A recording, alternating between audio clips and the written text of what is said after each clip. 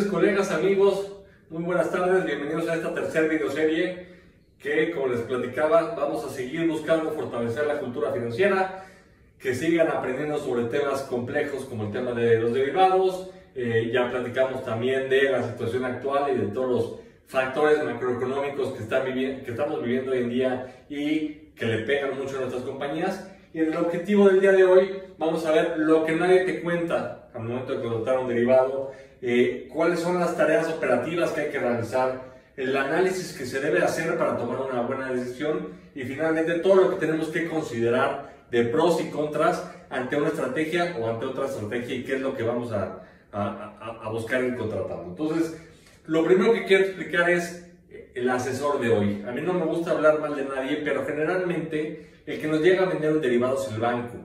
Y el banco desgraciadamente tiene un conflicto de interés. ¿Por qué? Sus bonos y las métricas de ese asesor, que al final es un ejecutivo comercial para el banco, están en función a sus rendimientos y a sus ventas. Entonces, mientras más caro nos pueda vender un derivado, mejor. Y mientras más complejo nos venda un derivado, mejor, ¿no?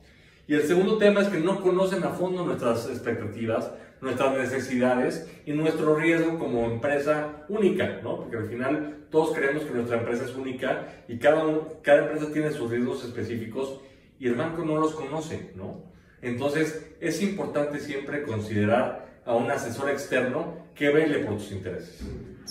Los aspectos operativos a considerar, pues el primero es cuáles son mis riesgos financieros, dónde estoy parado, qué pasa si sube el tipo de cambio un 10%, cuánto me pega a mí en mi EBITDA, cuánto me pega en mis utilidades netas. El segundo tema es la elección de la estructura que voy a contratar.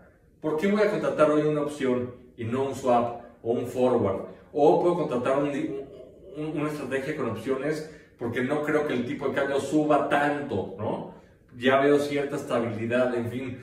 Todo eso hay que entender cómo funciona cada uno de los derivados para tener una mejor toma de decisiones. El tercero es la documentación para poder operar, ¿no? Luego hay compañías que se los acercan y, oye, a ver, me acabo de enterar que tengo un riesgo y mañana necesito contratar tal derivado. Pues chin. La primera contratación vas a tardarte más de un mes.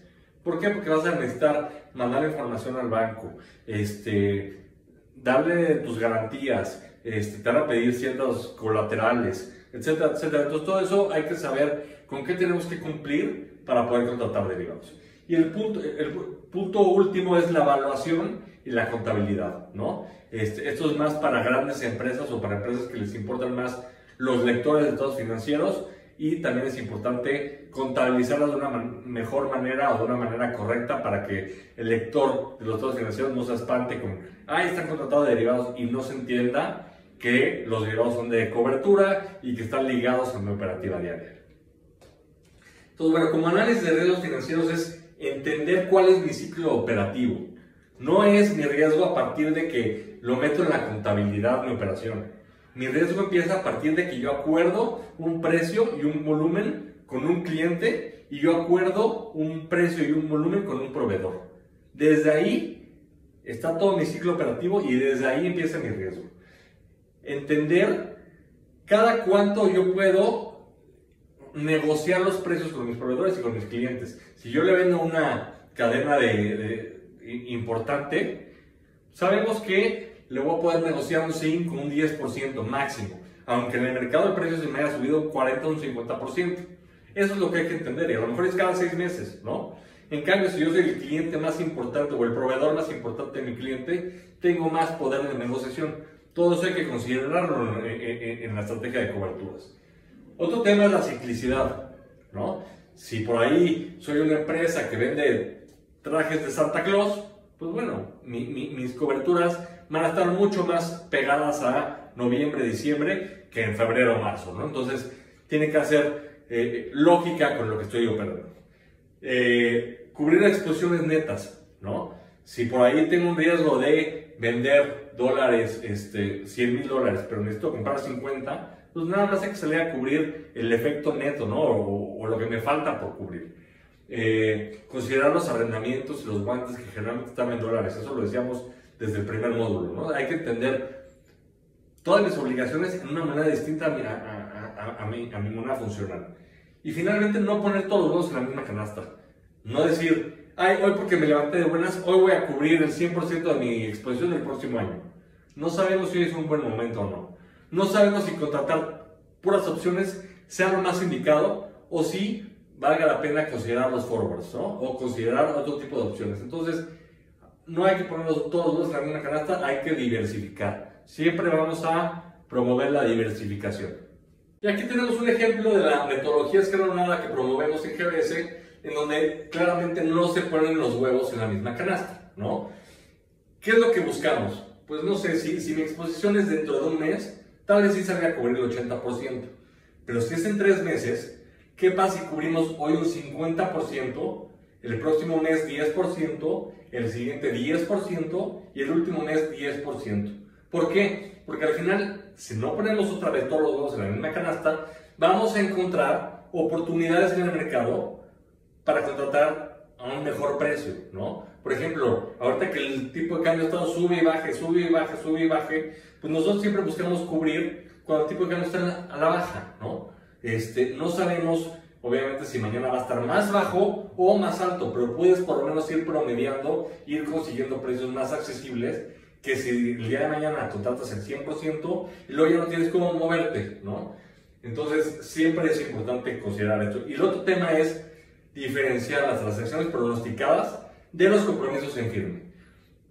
Si por ahí tienes una historia en la que en los últimos 5 años, en el mes de julio, has necesitado $100,000, pues hace mucha lógica que vas a necesitar $100,000. Entonces tal vez cubre el 80% o el 70%. No cubras el 100% porque no es un hecho, pero está muy bien pronosticado. Pero si asumes que llevas un año necesitando $100,000 en julio y este año sales a cubrirlos, pues si no se comporta igual que el año anterior y no tuviste una historia específica, una historia, digamos, importante para defender que ibas a necesitar los $100,000, si no se da, te va a ir mal en tu operativa seguramente y además en el derivado. Entonces siempre hay que estar siendo muy cautelosos en si ya tengo el compromiso, si ya conozco mi riesgo o si espero que sea un riesgo, que es muy distinto.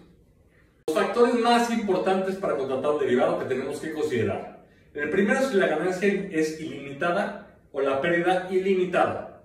Mucho ojo con esto, porque muchas veces las compañías, por conseguir una cobertura más barata, están asumiendo riesgos loquísimos a cambio de tener una cobertura mínima. Entonces hay que tener mucho cuidado con eso.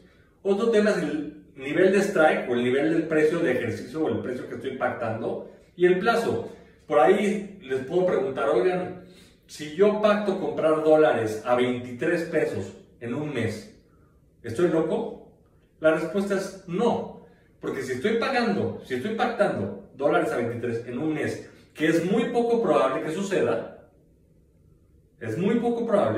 pues seguramente el nivel de la prima o el precio de la opción va a ser muy barato. Entonces tiene que ser precio-beneficio, tiene que tener una relación, ¿no? También puedo contratar una opción de comprar dólares a 19 en un mes. Lo puedo hacer. El problema es que el precio de la opción me va a salir carísimo, ¿no? Y si por ahí pasa algo y el tipo de cambio se me baja a 18.50, pues mi pérdida va a ser bastante importante, ¿no? Entonces, siempre el riesgo tiene que ir con el beneficio potencial. Tercer punto, knockout y knock-in. Hay muchos derivados que te dicen, yo te cubro perfectamente el dólar, ¿no? El precio del dólar, pero a partir de que toque 23 pesos. Antes no. Bueno, entonces eso es una cláusula de knock-in en donde, mientras tanto, no me estoy cubriendo. Por lo tanto, no califica como de cobertura. O knockout. Yo te cubro, pero a partir de 23 desaparece el derivado. Si toca el 23 una noche, ya no sirve el derivado. Entonces, bueno, yo quiero un derivado para que me cubra ante una pulmonía, no ante una gripita, ¿no? Entonces, esas cláusulas en las que el derivado desaparece o aparece o empieza a partir de que suceda algo, hay que tener mucho ojo con eso porque generalmente no van a ser como de cobertura. El precio justo al inicio de la prima, ¿no? Siempre hay que considerar, otra vez, en el caso de los seguros de coche, pues si yo tengo un tal marca, tal año, me puedo meter a internet y hay muchos tabuladores, ¿no? en los cuales voy a ver que alguna prima está en 6,000, otra en 6,100, otra en 6,200, más o menos van a estar todas en el mismo rango y me doy una idea. En el caso de derivados no hay esos tabuladores. Entonces necesitas a alguien que te apoye en temas de evaluación o tú contratar un aplicativo importante, ¿no? Que seguramente va a representar un gran costo para poder asegurar que la prima que te están cobrando es correcta. Lo mejor es tener a alguien que te apoye en este tipo de evaluaciones. Y finalmente los colaterales, porque eso también nos pega mucho a nuestro nivel de apalancamiento. Si no tengo una liquidez, pues no voy a poder cubrir con los colaterales que me va a pedir el banco y no voy a poder cubrirme. Entonces siempre hay que considerar los colaterales que me van a pedir al momento de cubrirme. Y las diferencias más importantes entre los tres derivados más comunes, pues el forward, como lo veíamos en la gráfica del módulo 1, es 100% simétrico. Si yo tengo un riesgo en donde mi línea está a 45 grados, pues le meto un derivado contrario y al final mi efecto neto es cero, es 100% simétrico. Otro tema es que se deshace fácilmente la operación. ¿Por qué? Porque si yo contrato comprar $20,000 a 20 pesos y luego lo quiero deshacer, pues lo que hago es vender esos dólares al nuevo tipo de cambio que me van a dar y con eso se deshace la operación. Entonces es algo muy fácil de venderse. La facilidad de la evaluación es muy sencilla, se conocen muchos proveedores, hay muchos proveedores que te dicen cuál es el tipo de cambio futuro a 1, 2, 3 meses y finalmente se requieren garantías o colaterales para asegurar, el banco así se asegura que vamos a cubrir nuestro compromiso.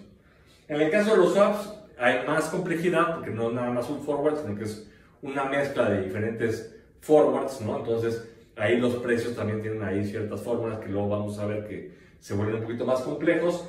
Se utilizan para pagos periódicos, no es para una sola obligación, como en el caso de los forwards. Y también se requieren garantías colaterales porque también tienes que cumplir con tus obligaciones. Y en el caso de las opciones, recordemos que en el caso de las opciones no se necesitan garantías colaterales. ¿Por qué? Yo pago con el seguro la prima por anticipado. Y ya, no tengo ninguna otra obligación. Si me conviene, voy a ejercer. Si no me conviene, no voy a ejercer. Entonces ya no representa un riesgo de crédito para el banco ya no se tiene que asegurar que yo cumpla con nada, ¿sí? Por eso es que no se requieren garantías y colaterales, pero hay que pagar la prima por anticipado. Hay una ganancia o pérdida generalmente limitada, ¿no? Que es el pago de la prima. No es simétrico, como veíamos, ¿no? Este es mi perfil de riesgo, no le voy a meter un derivado así, sino que le voy a meter un derivado así, que luego tiene una pérdida que tiene un piso, que el piso es otra vez el precio de mi prima, por lo tanto no es simétrico. Y finalmente la evaluación es mucho más compleja. En el caso de una opción, calcular el precio de una prima justa es más complejo y también es recomendable contar ahí con un asesor externo que te asegura que el valor de tu prima sea algo razonable. Y para hacer las evaluaciones se tienen estos dos proveedores que son los oficiales en México, que son Pip y Valmer, y también otros muchos aplicativos, ¿no? Está Reuters, está Bloomberg, que parten de esta información para, en función a sus fórmulas y en función a ciertas aproximaciones, te pueden ofrecer datos de mercado, ¿no? Básicamente esto es lo más general en el tema de derivados. El siguiente módulo no se lo pierdan, va a estar buenísimo porque vamos a hablar de las mejores y peores prácticas que hemos visto a lo largo de 15 años, entonces va a ser mucho más aterrizado, va a ser mucho más práctico y esperemos que les guste. Muchas gracias, hasta luego.